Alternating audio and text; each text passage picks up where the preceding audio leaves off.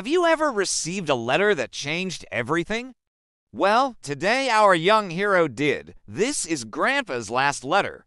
17-year-old Jaden had just been suspended again, fighting, arguing, breaking rules. They said he was angry, but he said no one understood. He stormed into his grandfather's old house, slamming the door. The room was dusty, filled with books, medals, and pictures. He hadn't been in here for years. It had been 6 months since Grandpa passed, and tonight, rage dragged Jaden to the only room no one dared to enter. He rummed family through drawers, knocking things over. Then he pulled open a big wooden chest.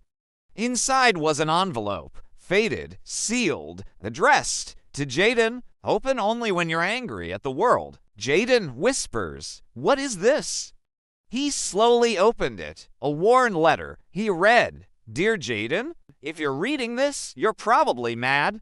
Maybe at your mom, maybe at yourself, maybe at the whole world. I know the feeling. I lived it. I, too, was the kid who yelled first and asked questions later. But then, he said, then I learned. Anger hides pain.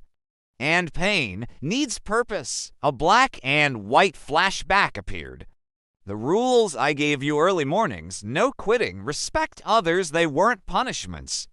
They were weapons I sharpened for you to fight the war inside yourself.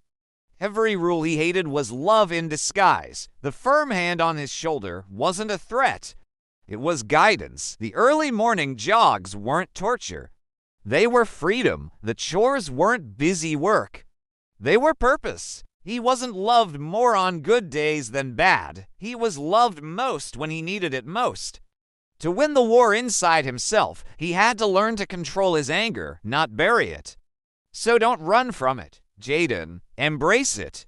Shape it, mold it, use it. He placed the letter back inside the envelope, closed the chest, turned off the lights, and walked out into the bright sunshine. That letter didn't change Jaden overnight.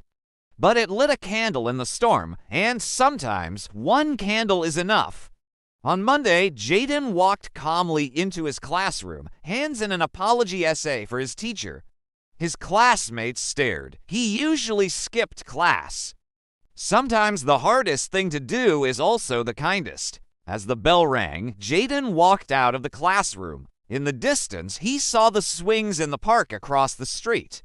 He smiled. He had someone to apologize to. Jaden ran to the swings and shouted, "Hey, Dad, wait up. Did you like this story?"